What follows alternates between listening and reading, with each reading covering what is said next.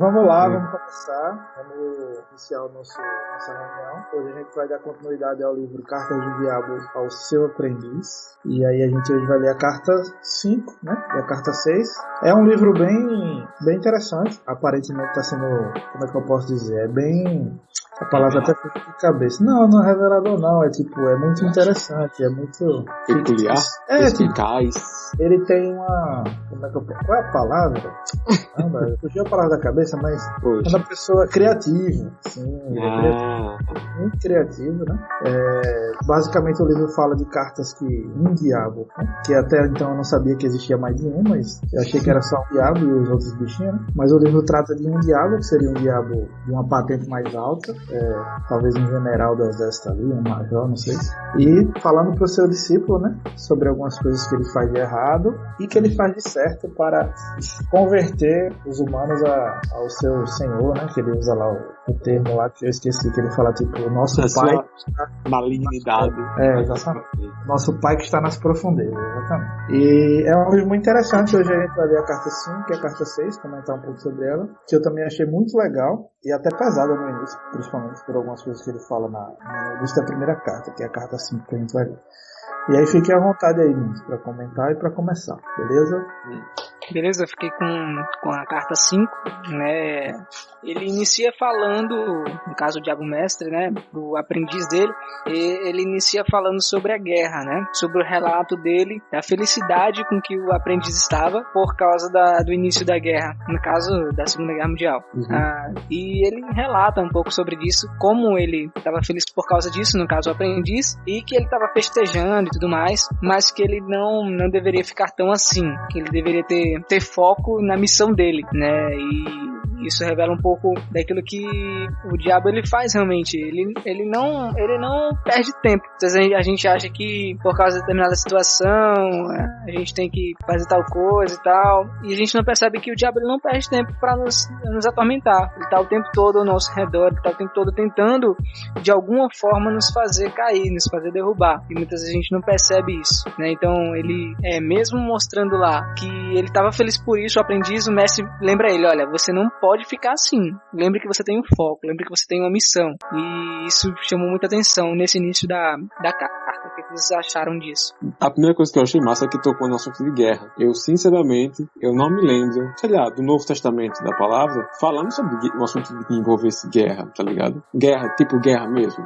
nação com nação, país contra país. E eu não tinha visto nenhum livro falando sobre guerra com relação, envolvendo o âmbito cristão, sabe? E eu achei interessante a abordagem. Eu vou falar mais do que eu encontrei, mas isso aqui já começou a atrair minha atenção por causa do assunto que foi envolvido pelo lance da guerra. Isso é interessante, Henrique, porque C.S. Lewis ele viveu nesse período, né? Então, sim. Muitos dos livros que ele escreveu, por exemplo, tem o Cristianismo Puro e Simples e tem outros, que ele fala muito da guerra e da relação do cristianismo em relação à guerra também. Sim. Eu achei interessante como ele fala no sentido do que dá prazer a ele, né? Do diabo, que ele fala que o diabo aprendiz teria bebido o provado vinho que é a recompensa pelo trabalho deles. Que ele fala que é a angústia, né? E a perplexidade da alma humana, o atordoamento, ou seja, o quanto o diabo ele gosta quando a gente tá se sentindo assim, né? Ele se satisfaz disso, dessa angústia, desse sentimento de medo do futuro. É algo que até a próxima carta ele toca nesse assunto. Sim.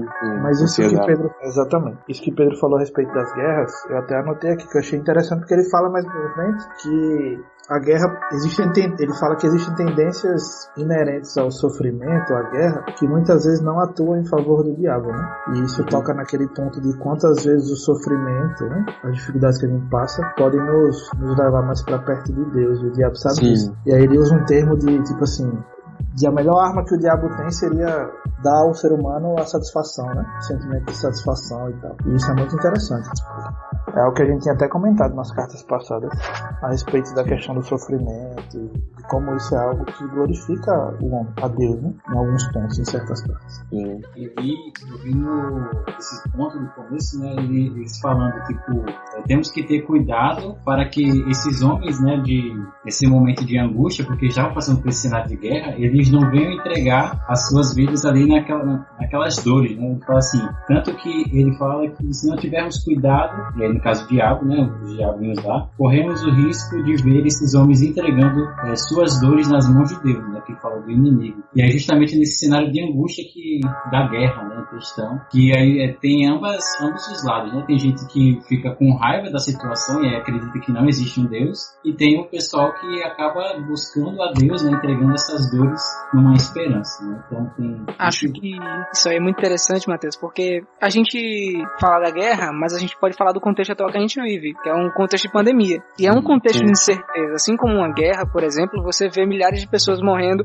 você não vê uma solução no momento para aquilo, você só pensa no futuro, no que pode acontecer. Na pandemia também você fica dessa forma, e o diabo ele trabalha da mesma maneira, ele quer minar a nossa fé, ele quer minar a nossa esperança. Uma vez eu estava escutando uma pregação de John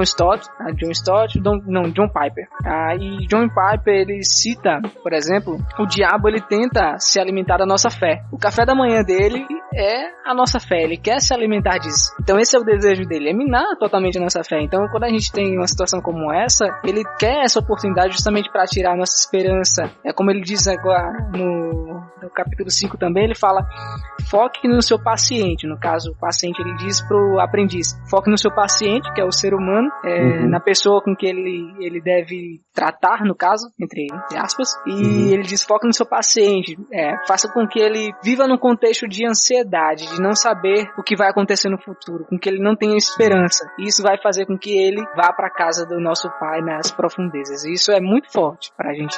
Sim, porque no caso, ele quebra a cara quando acontece, por exemplo, desse momento de ansiedade e apreensão que a pessoa tem no meio da guerra, por exemplo, como foi o caso do exemplo que ele deu. A pessoa passa por esse sentimento, essa situação, e quando a pessoa coloca toda essa ansiedade e sentimento de apreensão nas mãos de Deus, aí o jogo vira. Aí é um ponto em que ele falou que, por exemplo, às vezes é mais vantajoso pegar o cara, tá num ambiente que parece pacífico, tipo no asilo, acho que foi o exemplo dele, foi sobre o asilo, do que no meio da guerra, onde é claramente conturbado, mas é conturbado ao ponto dele saber que ele não consegue resolver sozinho e ter que colocar na mão de Deus, por exemplo. Eu achei isso interessante, porque realmente acontece. Tanto que ele fala assim, tipo, eles vão pra lá, pra um local de morte, né, sabendo que, tipo, ali só vai ocorrer a morte, eles não vão sair dali, né? Não tem esperança, assim, tá ligado? E aí ele fala, tipo, que muito melhor seria justamente estar num asilo rodeado de mentiras por médicos, enfermeiros e tal, que ele até comenta sobre isso, que seria muito mais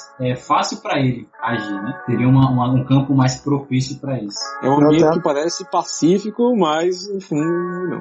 Eu até anotei isso, que o Matheus falou a respeito dele falar que os homens são mortos nos locais onde eles sabem que eles só vão encontrar a morte. E eles vão pra lá se já estiverem do lado do inimigo, né? Que seria Deus, no caso. Então eles vão preparados pra morrer, porque sabem que estão do lado de Deus, né?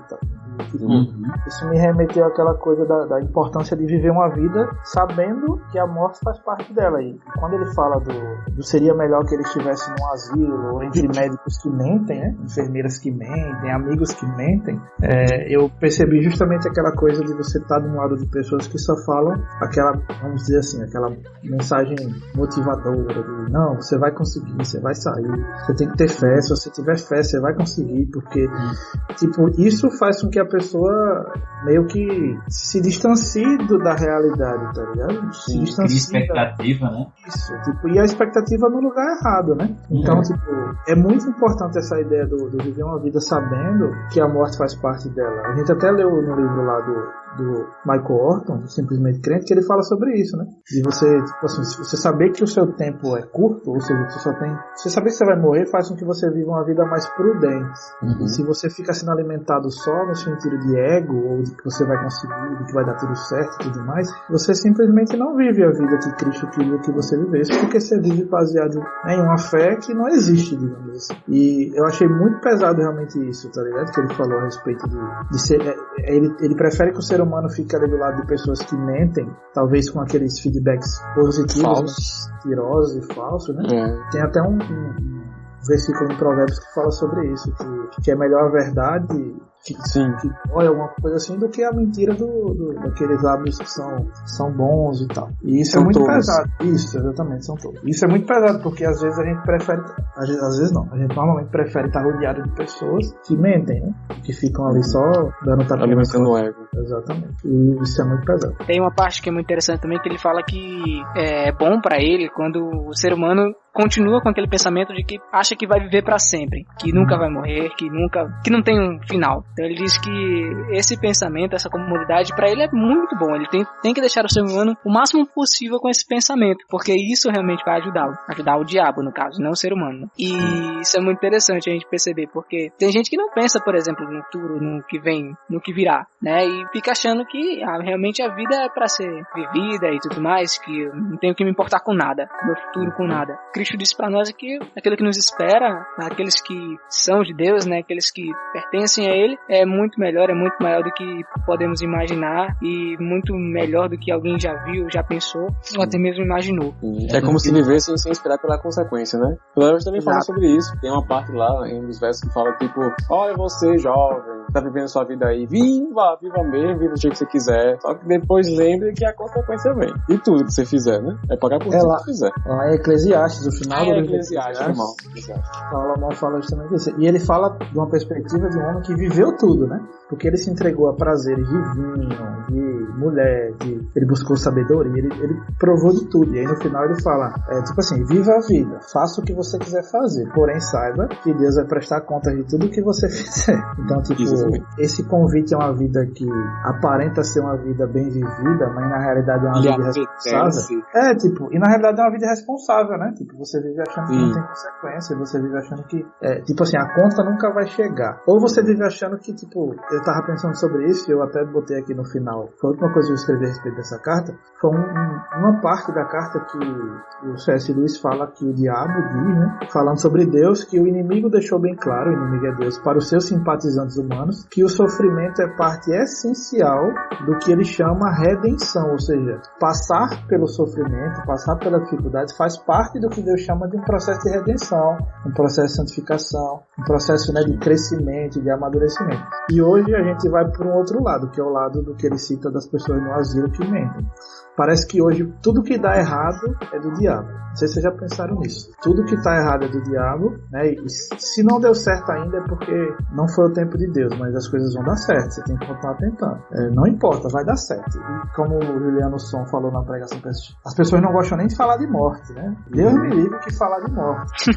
É verdade. Morte não é coisa de Deus. Sofrimento não é coisa de Deus. E tipo, a gente vai vivendo essa vida com essa perspectiva, cara, e a gente só vai indo para o lado que o diabo quer, né? No sentido de você só pensar em si mesmo, né? Você não amadurece como Cristo amadureceu, enfim. E isso é triste porque é que se prega muito. E é tanto que o livro, uma das partes do livro que destacou assim, é que ele fala assim, nossa principal arma é a mundanice, né? A satisfação mundana. Sim. A satisfação mundana.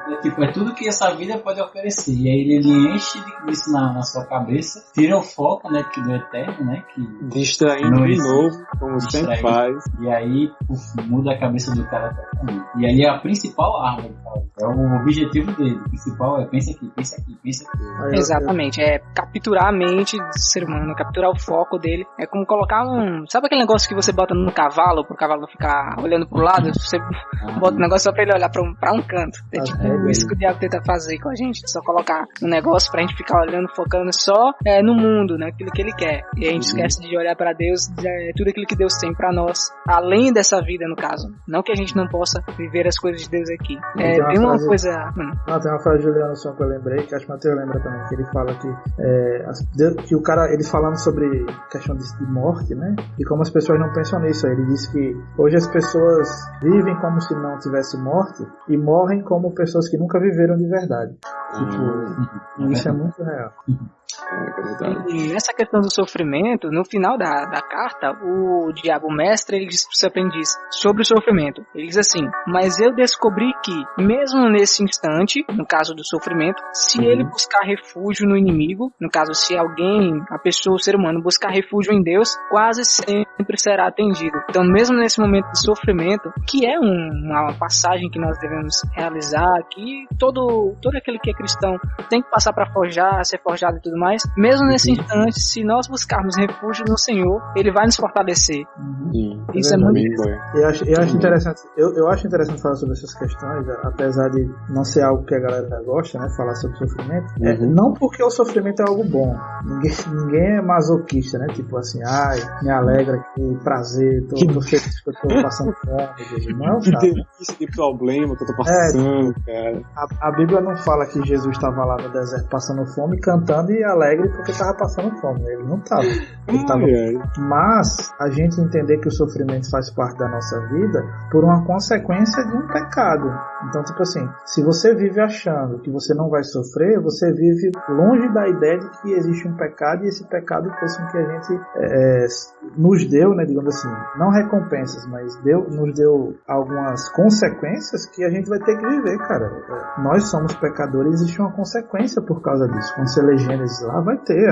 A terra vai produzir espinho, você vai se lascar para trabalhar, enfim, vai ter um monte de coisa que veio, né? E quando a gente tenta viver uma vida se abstendo disso, não, Deus é só glória, de glória em glória, de glória em glória, né? Tipo, eu vou comer o melhor dessa terra. Cara, você fugiu da perspectiva de que você é um ser humano pecador e que as consequências pelo pecado virão. Então, na realidade, essa perspectiva seria uma perspectiva que não é nem bíblica, né? Seria quase como é que eu posso dizer, uma heresia, um negócio desse tipo, né? É a típica pregação do coach cristão novo. Isso, né? Igual eu já vi os caras pregando dizendo que quando via Jesus, não se considerava inferior a ele, por exemplo. Não, eu sou igual a Deus e tal. Enfim, e essa teologia de bênção, né? E bênção, ela não é uma teologia. É óbvio que Deus tem uma bênção para cada um de nós. O porém é que essa bênção não é uma bênção que se reflete nessa vida, e sim na próxima. E nessa vida você vai sofrer, querido. E você vai viver coisas boas também, é um ciclo, né? Por isso que Paulo fala, aprendi a viver com muito e com pouco. Tudo posso naquele que me fortalece. Então, tipo, é um sentido de entender que a gente vai passar por isso, né? E hoje como a Eclesiastes também fala aqui sobre o tempo. Há tempo pra tudo, o tempo de sorrir, de entristecer e tudo mais. Verdade. Sim, até mesmo nessa questão da consequência, a gente pode falar de Davi também. Quando Davi pecou, muita gente esquece que, por exemplo, teve consequências na vida de Davi. A família de Davi, por exemplo, teve coisas que aconteceram horríveis. Então, depois que ele cometeu aquele pecado, ocorreu coisas horríveis na família de Davi. Então, há consequências para o pecado. Exatamente. Você sai dessa... Ele teve ciência também, né? Ele teve ciência do que ele fez errado, da consequência que ele levou, né? E aí até nos chega dos sinais. Sim, exatamente. Deus perdoou, mas a consequência continuou lá. Exatamente. É isso aí. Amém. Mas amém.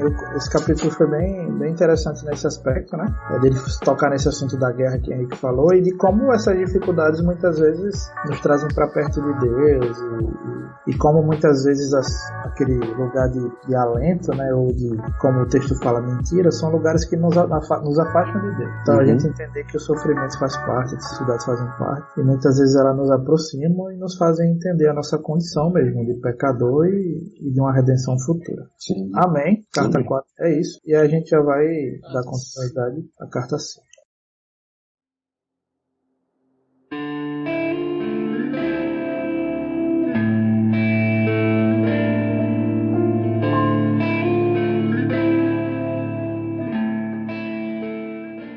Amém, gente. É isso aí. Dando realmente continuidade, né, a carta 6, ela também continua, né, sobre nesse mesmo âmbito de guerra e tudo mais, né? E daí ela começa a falar dos bastidores espirituais que acontecem numa guerra, né? E a gente sabe que são vários diversos, a gente já, aliás, vocês já comentaram, né, algum deles. E eu vou ler aqui o início, né, do capítulo 6 pra gente poder discutir um pouquinho. Ele fala assim: fico satisfeito em saber que a idade e a profissão do seu paciente tornam possível, mas não garantem que ele seja convocado para o serviço militar. Ele já tá daquele jeito lá. Querendo queremos que ele fique num estado de máxima incerteza, pois assim seus pensamentos serão tomados por imagens contraditórias do futuro, e cada uma delas deverá despertar-lhe esperança ou medo, né? E é isso de fato que o inimigo, né, ele coloca nas nossas vidas. Às vezes, quando a gente fica muito pensativo referente ao futuro que vai acontecer, a gente acaba tendo muitas incertezas, muitos medos, e é isso que ele quer. E quando nós começamos a ter esse medo, nós começamos a deixar de confiar em Deus. Cara, a fé é um dos pilares mais importantes, de fato,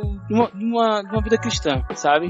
E é isso que o inimigo, ele quer tirar de nós. É como Pedro falou, né? Quando realmente, de fato, a gente fica com pensamentos duvidosos e tudo mais, como se a gente tivesse mesmo aquilo que o cavalo usa, né? A gente não consegue olhar mais pra nenhum lugar, a gente só consegue olhar pra aquela direção, pra aquilo. Então, nesse caso, a gente tem que se atentar a isso. Então, nesse momento, né, o diabo já estava alijado naquelas velhas investidas, daquele jeito, naquele jogo de cintura que ele tem, né? Que ele apresenta no livro.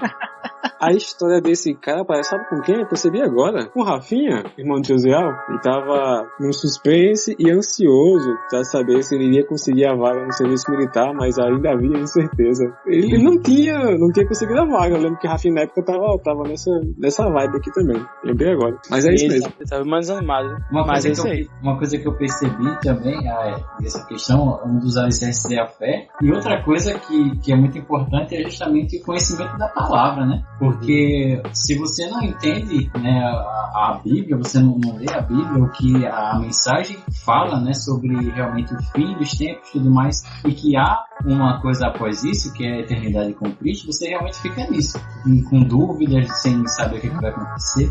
Então, tanto a fé quanto também o conhecimento da palavra, né? Tudo que fala em Isaías que meu povo foi destruído por falta de conhecimento. Sem falar que é através da palavra que ele fala sobre depositar a confiança nele, lá em 1 Pedro, lá em Lucas, Mateus, em Salmos, todos falam sobre depositar preocupações e ansiedade em Deus. Até porque a realidade é que não existe, digamos assim, fé cristã, né? Sem conhecimento da palavra. Se você diz que acredita em algo que você não conhece, você não... É um absurdo. É um outro Deus. Não é o mesmo Deus da palavra. É uma outra coisa. Tipo, a realidade é que todo mundo tem fé, né? Até o ateu tem fé, em tese. Assim, ele acredita tem fé que Deus não existe. Ele acredita. Aí, tipo, agora você acredita. Isso é verdade. É diferente. Uma coisa eu acredito. Não, pode falar. Não, é porque eu acredito que tenha pessoas também que, tipo, eles mostram ter uma fé, né? Fala dessa fé que tem por Cristo, mas nunca conheceu Cristo. Não, isso é. Só fala que só se intitula cristão, ou se intitula católico, enfim, ou se intitula qualquer outra doutrina e outra fé e não realmente conhece o que dizer nesse É porque a galera acha que fé, pelo menos eu penso assim, baseado nas conversas que eu tenho com amigos, a galera acha que fé é simplesmente pensamento positivo, tá ligado? Assim, não. Tenha fé em si mesmo. Vai dar certo.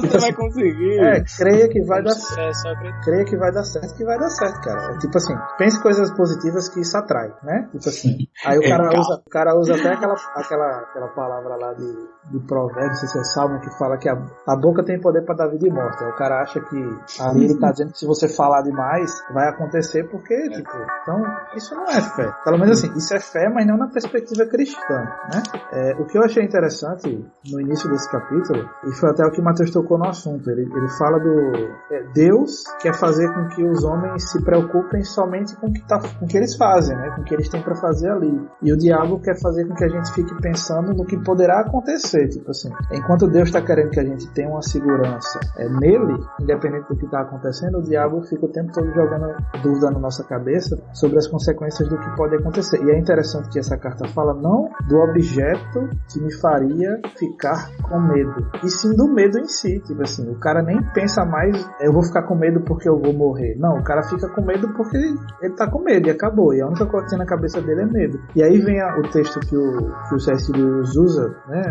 a referência que o humano já deveria estar falando assim, seja feita a tua vontade. Ou seja, é uma segurança não de que vai acontecer o que eu quero, mas de que o que aconteça vai estar debaixo da tua vontade, mesmo que não seja o que eu quero. E ele não pensa mais nas consequências com relação a isso.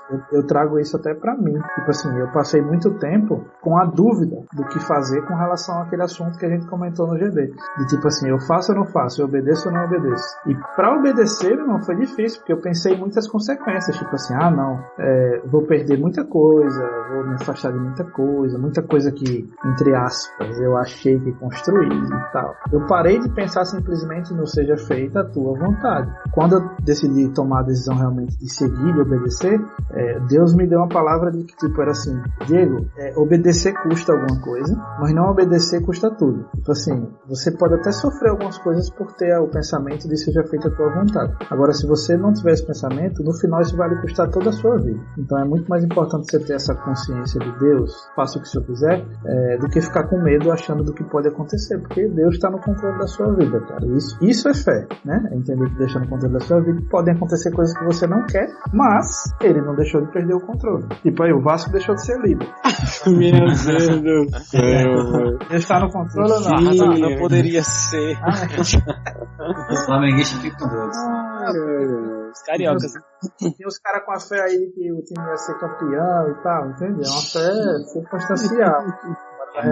Palavras, tô brincando. Agora os caras já não acreditam mais, né? Isso aí é justamente aquele negócio do positivo, né? Pensar positivo. Beleza. Mas é isso aí. E de fato, nesse contexto, né, que ele começa a falar, de fato é um contexto de guerra, né, tudo mais. Só que, porém, a gente pode também trazer isso para o nosso dia a dia, né? Eu não falo nem a questão em si da pandemia, né? Mas se a gente for perceber um pouco lá mais na frente, ele começa a ensinar, né, para o aprendiz, para que ele possa despertar os piores sentimentos, né, nas pessoas, em meio àquele contexto. E quantas situações não acontecem no nosso dia a dia, né, que acaba despertando em nós sentimentos ruins, né? E daí, se a gente for pensar na ilustração daquele desenho, né, desenho animado, sempre aparece aquele anjinho, né, do lado e o diabinho do outro. Seria mais ou menos isso, só que sem o anjinho. Seria mais ou menos nós incitando você de fato despertar os piores sentimentos, e não só despertar, mas concluir tipo assim, ações, né, referente àqueles sentimentos, como ira, né, luxúria, cobiça, várias coisas que de fato ele põe, né? Então, eu acho que o anjinho tá lá, né? Eu acho que o anjinho tá lá, né? O anjinho, assim, o Espírito Santo tá ali, né? Tentando nos direcionar pro lugar certo, mas às vezes a gente tá igual a Samuel lá, que Deus tá gritando e o cara, quem é que tá falando? Oi? Quem? Não reconhece a voz. És tu? Eu achei muito interessante também nessa carta que ele fala acerca das obras, né? Tipo, por exemplo, quando o seu paciente, no caso, for pensar em caridade, em ajudar os outros, em agir corretamente, faça-o pensar em coisas distantes. Teria que ajudar o pessoal que tá lá, por exemplo, lá na África, eu queria ajudar o pessoal que tá lá distante, que tá precisando. Não faça pensar que ele precisa ajudar as pessoas que estão à sua volta, que ele precisa tratar bem essas pessoas. E um outro aspecto ainda que ele fala é em relação à prece, à oração, né, que ele diz que já falou uma vez, para ele relembrar aqui em relação à oração, faça-o lembrar o quanto ele olhar para si mesmo, né, no caso, como eu tô sendo fiel, como eu tô sendo essencial, como eu tenho um mérito em fazer essa oração e estar aqui nesse momento com vocês aqui nesse grupo fazendo esse GD. Cara, eu lembro de uma cena que aconteceu comigo uma vez. Eu tava numa reunião e tal, e a gente tava orando por uma pessoa, tava passando por algumas dificuldades no âmbito espiritual mesmo, né, tipo questões de possessão e tal, questões, enfim, voltadas para esse lado. E eu fui participar dessa reunião a primeira vez, a galera começou a orar, né, e tinha um rapaz que era tipo o orador principal, né, era mestre de cerimônias e tal. E aí ele começou a oração dele falando assim, isso quando ele orou, me deu uma dor na espinha, assim, quando ele falou assim, Deus, eu tenho crédito contigo. Nossa! Meu amigo. Se eu tá tenho negativo. Tá negativo. Aí foi o que eu pensei. A nosterasa do Senhor. Irmão, se for levar em consideração o crédito, vai cair fogo do céu que vai morrer todo mundo. Meu Deus. Tá, é verdade, isso é verdade. Que sair correndo lá na hora. Vixe, mano, vai dar ruim isso aqui. Essa questão dessa oração que o Pedro falou, eu anotei aqui, quando ele fala a respeito de que o inimigo seria Deus, tensiona a pessoa a aceitar com paciência a tribulação, né? Tipo assim. E hoje eu vi vídeo explicando por que as pessoas saíam da igreja. Claro que isso não é uma verdade 100% absoluta, mas o cara falava que muitas vezes é porque o cristão ele tá assim, ele tá com a ideia de merecimento, justamente, não, porque eu mereço, porque não sei o quê. Então assim, ele faz algumas coisas, tipo assim, eu cumpro todas aquelas regras militares e vai acontecer alguma coisa de errado comigo. Ou seja, tipo, como assim, Deus? Eu tô fazendo tudo certo e acontece um negócio que tá errado, o senhor não tá cuidando de mim. Não, então o senhor tá com débito, né? Eu tô com crédito e o senhor tá com débito. Eu merecia.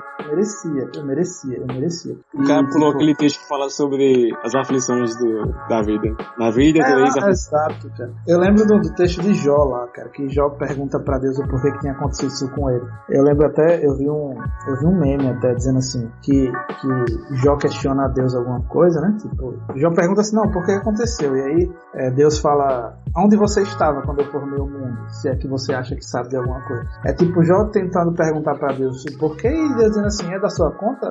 Eu faço o que eu quiser, meu filho. Não é da sua conta.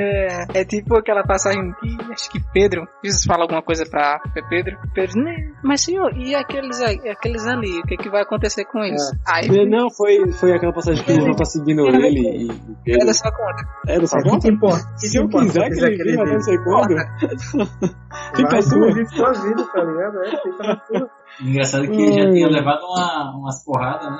Umas reais, reflexões né? Já, e ele já não satisfeito. Pediu mais um. Eu lembrei aqui, tipo, eu vi aqui, está lá em Jó 38, versículo 4, que é tipo, Jó fala, parafraseando, né? Jó pergunta, Deus, por que isso aconteceu comigo? Aí Deus fala, e é da tua conta? Aí Jó fala, e eu vou colocar isso num livro? Aí Deus fala, tá bom, então bota assim, onde você estava quando eu lancei os alicerces da terra? Responda-me, se é que você sabe tanto. Tipo assim, baixa a tua bola. Não é isso tudo, não. Mas tipo, é a teologia do merecimento, eu mereço. Se o senhor não fizer, né? Fazei prova de Deus. Se ele não fizer, vai tá errado, viu? Triste. E até mesmo porque a Bíblia fala, né, que Jó era um homem correto, né? Que ele fazia sacrifícios, fazia até sacrifícios pela família, né? Para que Deus perdoasse o pecado da galera. Os amigos que ele tinha lá. E riam dele e tal. Até a esposa do pecado. Quando ele falar que Deus era não sei o que lá. Um pouco lá mais no final, né? Ele já fala assim: não há nenhuma vantagem em inflamar o ódio que ele sente pelos alemães, né? Isso aí é já no contexto da guerra mesmo. Se ao mesmo tempo o pernicioso hábito de caridade cresce entre ele e a mãe, o chefe ou o homem que ele encontra no trem. Ou seja, mano, o diabo ele não tá interessado em fazer serviço meia boca não, ele quer fazer serviço por completo. Ele quer que você seja mal educado com as pessoas, ele quer que você não se importe, ele quer que você de fato não sinta compaixão de outras pessoas. Não basta só você matar alguém, ele quer que você faça tudo, entendeu? Eu assisti uma série que o cara ele tinha sentimentos, só que daí do nada ele meio que esnobava aquilo e fazia tudo o que vinha na sua cabeça. Então é mais ou menos isso que o diabo ele propõe nesse momento aí. O que vocês acham? É interessante. Não, que o diabo, na realidade, ele faz com que você tenha benevolência. Ele quer que você tenha benevolência, só que com a galera que tá lá no... com quem tá longe. Não adianta ter benevolência com quem tá perto. Quem tá longe que você não pode fazer nada. Exatamente. Aí é isso que ele fala, né? A benevolência se torna uma questão imaginária, porque eu não vou nunca ter benevolência com o cara, eu não trato com ele não é meu próximo, né? Ele não tá perto. E os que estão perto, aí eu trato com... O termo que ele usa é animosidade. Eu trato mal mesmo. Ignorância, cara. Mas eu amo as pessoas. Eu amo. Por mim, eu ajudava todo mundo lá. Mas, enfim, o pessoal da minha casa não merece nós. Justamente que a gente conversa todo dia, né? Isso. Faz parte da sua vida, no seu dia a dia. E o exemplo que ele cita é muito interessante, né? Que, tipo, por exemplo, na guerra o povo tava tudo com ódio de Hitler. Só que, tipo, ninguém tava perto de Hitler, tá ligado? Ninguém chegava perto dele. Então o povo tinha um ódio de Hitler, mas é o que ele disse. Por exemplo, quando chegava, ele dava o exemplo de um soldado alemão ferido, um avião que tinha caído e tal, chegava na casa de alguém e a pessoa ajudava ele disse que isso pra ele não era bom, isso pro diabo, claro. E pra ele isso não era bom. Então, por mais que a pessoa ainda tivesse o ódio de Hitler, a pessoa estava ajudando lá um soldado alemão. Então, que era o próximo dele. Que era o próximo dele. Então, ele quer justamente o contrário. Ele quer bondade com as pessoas de longe e o ódio com as pessoas de perto. Sim, verdade, pura verdade. É isso aí. Bom, galera, só que pra finalizar, né, tinha feito um breve resumo mesmo sobre esses 2 capítulos, e é muito breve mesmo, e eu tinha escrevido assim: essas cartas têm como objetivo mostrar o lado espiritual, né, de uma guerra física, de todos os bastidores, né, espirituais que ali acontecem, do que a gente não pode ver. E ele fala assim, eu escrevi assim também: além de uma guerra física, né, entre países, podemos considerar também as ações, né, do diabo nas nossas guerras pessoais também, né, nas nossas dificuldades, naquilo que a gente enfrenta no dia a dia, né. Então a gente vê aí de fato a inteligência, né, do inimigo em maquinar tantas coisas para nos afetar, para nos distanciar de Deus. E cara, e ele faz, amigo, e ele faz muito bem feito, viu? Porque o que esse livro traz, tá ligado? Os detalhes de como ele fala com seu aprendiz, né, tudo mais, ele, cara, é incrível. Teve uma última coisa que eu achei interessante, que ainda é sobre essa questão de fazer o bem ao cara que tá longe, não, fazer o bem ao cara que tá perto e mal ao cara que tá longe, que foi no final que ele falou sobre a questão da virtude. Ele falou que a virtude, ela, enquanto tá ali no âmbito só da vontade, eu quero ser muito bom com as pessoas que estão perto de mim. Eu quero, isso aí não muda nada, se você quer, mas não faz, não muda nada. Ele diz que o bicho vai pegar se essa virtude ela vier pro âmbito dos hábitos, porque aí quando a pessoa coloca nas atitudes a questão dessa virtude, aí ela passa a demonstrar uma aproximação maior com a bondade que Deus quer que ela tenha, e ela acaba se afastando do que o diabo quer que ela faça, tá ligado? Eu achei isso bem... Isso, tipo, eu anotei isso no final também, que ele dá o exemplo de que era como se o homem fosse uma série de círculos, né, que ele fala que o círculo central seria a vontade do homem, depois seria o seu intelecto e depois o exterior seria a fantasia, aquelas coisas fantasiosas. E aí ele fala que a orientação dele pro discípulo, né, pro diabinho, seria fazer com que todas as virtudes que ele tem, ou seja, todas as coisas boas que ele poderia expressar, fiquem só no âmbito da fantasia. Justamente nessa questão de, tipo assim, eu quero ajudar o povo da África. Mas isso é fantasioso, isso não está dentro da sua realidade hoje, né? E aí a gente se distancia. E uma coisa que eu achei interessante no final é que ele fala, tipo, a respeito do coração, né? Que Deus chama de coração e ele chama de centro da vontade do homem. E, tipo assim, eu lembrei de um texto lá em Provérbios que fala que, a palavra fala que acima de tudo, guarde o seu coração, porque dele procede todas as coisas. Até porque no final o diabo fala que, tipo assim, se o cara perder o coração, entre aspas, se o cara se perder nesse centro que é ele fala que não vai ter nada que o faça afastar da casa do pai, né, da casa do diabo. Ou seja, nada vai afastar um homem do diabo depois que o coração dele já estiver perdido, assim, entre aspas. Então, o quão importante é a gente entender de onde vem as nossas motivações, o que é que eu tô querendo de verdade, quais são minhas vontades. Por que eu tô querendo. Exatamente, porque eu tô querendo. Se o que eu tô querendo é real, ou se é fantasioso, se eu tô falando em ajudar as pessoas de longe, eu não tô ajudando as pessoas que estão perto e tal. Porque quando eu me perco nisso, cara, eu me perco em todas as outras coisas, como lá em Provérbios fala disso. E realmente, como José falou, muito importante a gente entender tipo assim, o quanto o diabo ele tenta de todas as formas, né, nos mínimos detalhes, nas coisas mais imperceptíveis, nos afastar daquilo que Deus tem pra gente. Eu acho que com a leitura do livro eu tenho tirado aquela imagem caricata do diabo, né, babando, com raiva, querendo matar todo mundo. Porque a galera, tipo assim, se você pedir hoje pra fazer uma imagem do diabo, né, as pessoas falam, aquele monstro que está ao derredor ali querendo assassinar você. Mais um erro de Wolverine. Exatamente. Aí se trocou por uma imagem de um cara vestido num paletó, assim, cara, elegante, não foi? Eu lembrei do filme O Homem que... O Advogado do Diabo, não sei se você já assistiu. Eu já ouvi falar, mas não cheguei a assistir, não. Que o diabo é um cara muito, muito potente, elegante. Sagaz. Inteligentíssimo. Diego, tá ligado? Diz. Sabe o que eu pensei que tu ia falar? O homem que desafiou o diabo. Era. Pô, eu ia me engraçar demais. Isso aí não lembro. Eu assisti, eu esqueci o nome da mulher. Mas enfim, me veio a imagem realmente agora de um diabo muito mais sutil, né? Ele é aquele cara gente boa, meu irmão, que ele fala umas coisas bonitas pra você. Ardiloso. Tipo, ele fala coisa que você gosta de ouvir. Você fala assim, rapaz, esse bicho tem razão. Não é à toa que ele levou um monte de anjo com ele, viu? Isso, não é mesmo? E ter essa verdade, ter essa imagem na minha cabeça me fez, pô, o negócio é sério, ele age ali da forma mais sutil possível sem nem a gente perceber, né? E isso faz a pessoa ficar um pouco mais alerta com relação ao que você pensa. E é isso. Sim. Isso aí. Então é isso, amém? Alguém quer compartilhar Eu acho alguma que do meu. Eu só achei. Eu não sei se a gente chegou a falar sobre isso desse jeito, mas tinha uma parte na carta que falava sobre que às vezes a tribulação não é algo que está ocorrendo, ela pode ser um sentimento. Tipo, a ansiedade e o suspense pode ser a tribulação da pessoa. Que o diabo ele quer que a gente às vezes foque às vezes não, sempre foque na origem dessa ansiedade e não nela em si, porque quando a gente foca nela, a gente esquece de entregar ela para Deus. Não, perdão, ao contrário. Quando a gente foca no objetivo, a gente esquece de entregar o sentimento para Deus, da ansiedade. Já quando a gente foca na ansiedade, a gente entende, pelo menos quando você conhece Deus, a gente entende que aquilo ali é um problema e você tenta entregar para a mão de Deus. Quando o foco não tá nela, não tem como você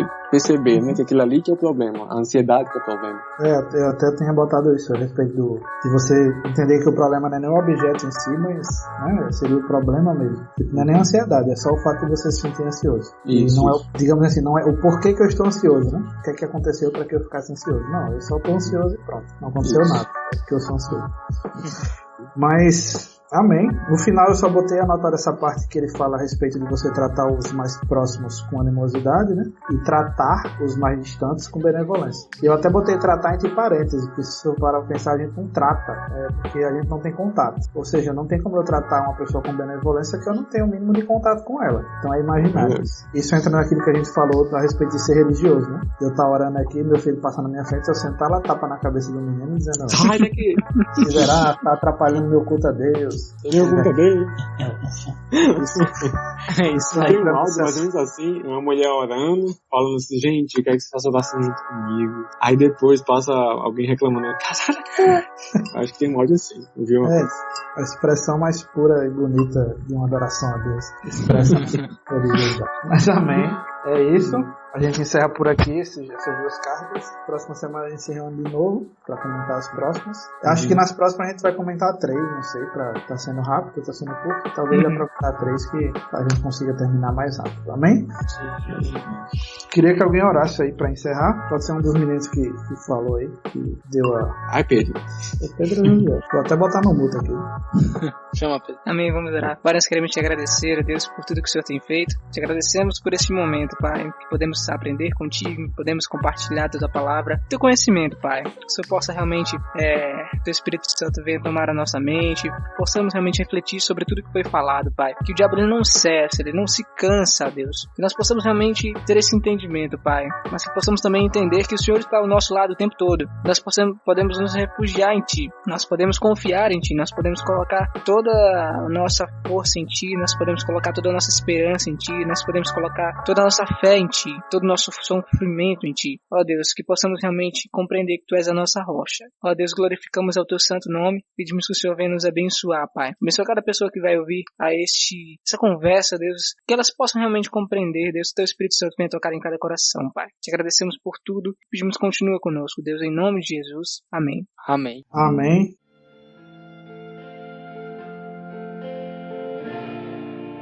Pode entrar, eu te